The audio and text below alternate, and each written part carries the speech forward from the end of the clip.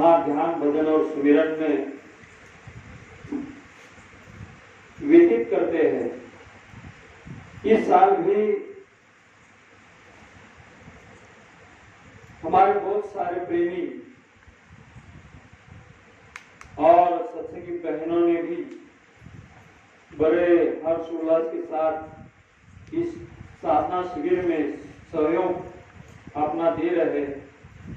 आज का ये चौथा दिन है और चौथे दिन का ये चौथा सत्र यहाँ संपन्न होने जा रहा है।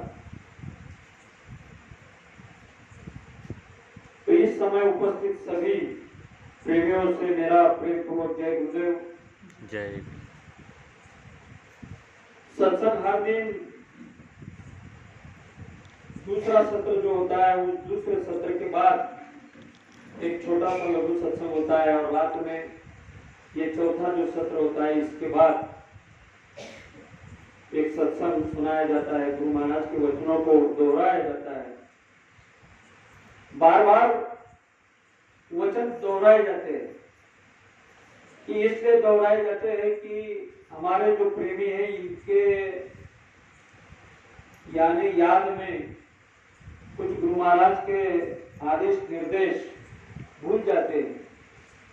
तो इसी समय सत्संग में अगर बार बार दोहराया गया और उस वचनों के माध्यम से अगर किसी हमारे भाई को बहन को अगर मन में चोट लगी तो उनके दुर्गुण कम हो सकते हैं, उनके रहन सहन व्यवहार में सुधार हो सकता है।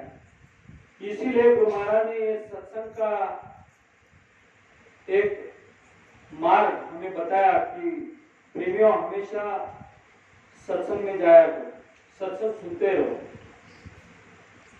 सत्संग ये एक प्रकार की गंगा है। जैसे कि हम हमारा शरीर शुद्ध करने के लिए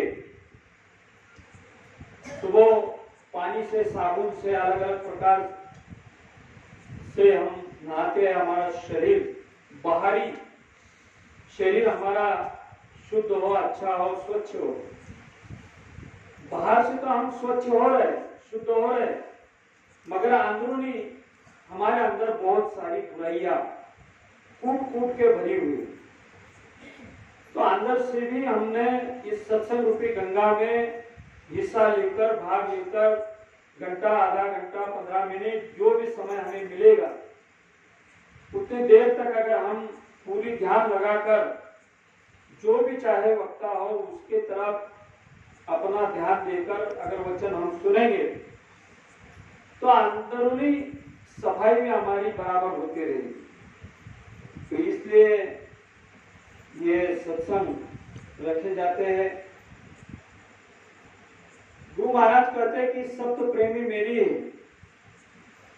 मैंने तो सबको एक शरीर का यानी नाम का दान दिया है, किसी को भेदभाव नहीं किया, न जाति का भेदभाव किया, न धर्म का भेदभाव किया, न यानी गरीब का और पैसों वाले का, ऐसा कोई भी भेदभाव गुरु महाराज ने किसी के साथ नहीं किया। सबको जैसे कि माता पिता होते हैं और सभी बच्चों के ऊपर जैसा एक शरीर का प्रेम उनका रहता है, उसी तरह गुरु महाराज ने हम सभी के ऊपर एक शरीर का प्रेम किया।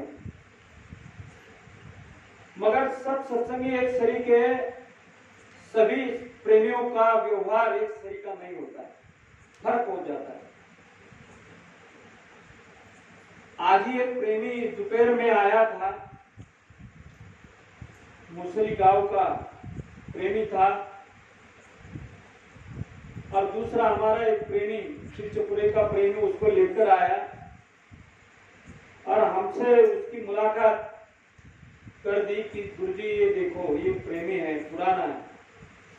तो हम बैठे और उनको पूछा कि आप गुरु महाराज का नामदारी हो?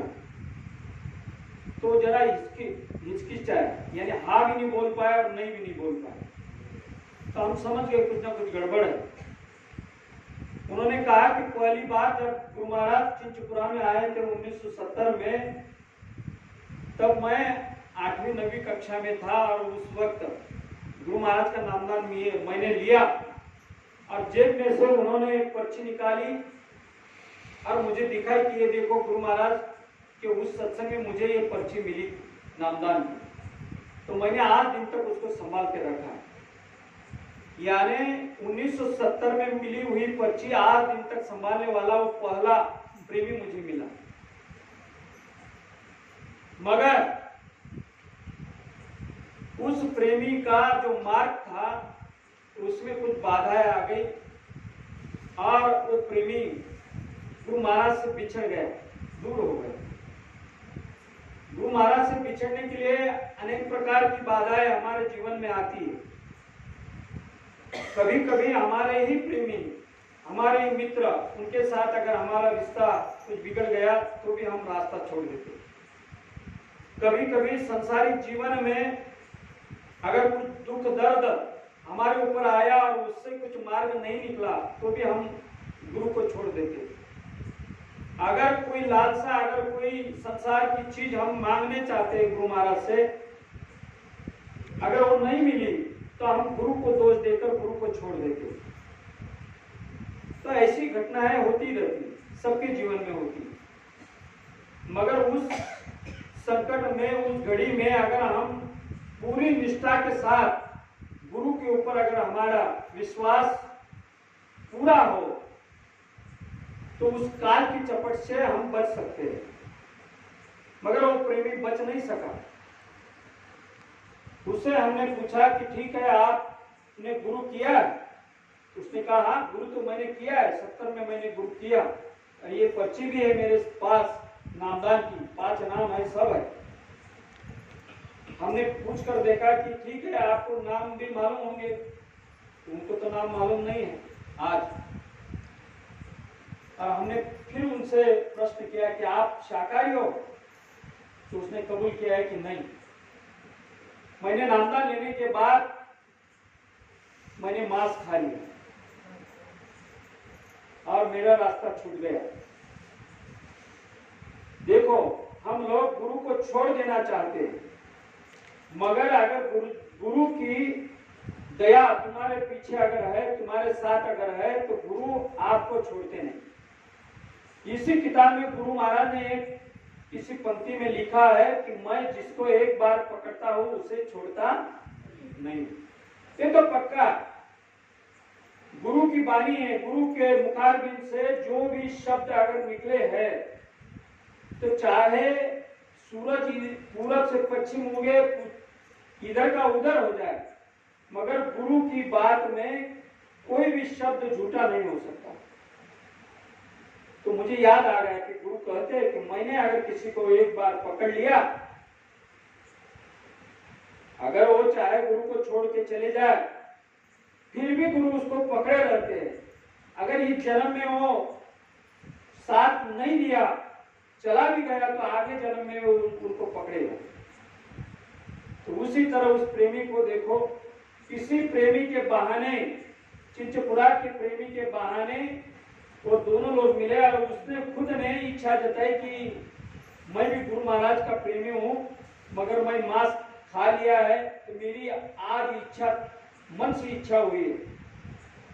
चिंचपुरा के कार्यक्रम में वो हाजिर था, उसने वहां सत्संग सुना और वहां पे वक्ताओं ने जो सत्संग सुनाया उससे वो प्रेरित हुआ और उसकी इच्छा जागरूक हुई कि मुझे आश्रम पे जाना दर्शन के लिए। देखो, और वो प्रेमी आया, वो आया और उसने कहा कि देखो मेरी इच्छा जागरूक है, गुरु महाराज ने मेरी इच्छा जागरूक किया, इसलिए मैं आया हूँ, दर्शन लिया, प्रसाद लिया।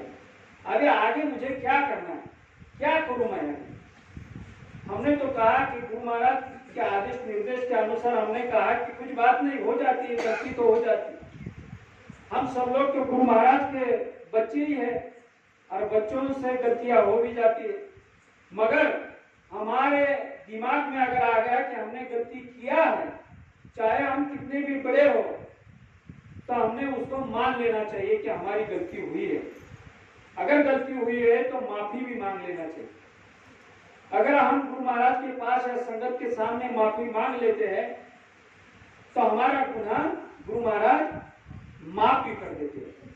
तो हमने उस प्रेमी को कहा कि आप लोग कुटिया में चले जाओ, और गुरु महाराज के पास से माफी मांग लो कि गुरु महाराज मुझसे गलती हो गया, दोबारा मैं गलती नहीं करूंगा, जीवन भर मैं शाकाहारी रहूंगा, मान लो।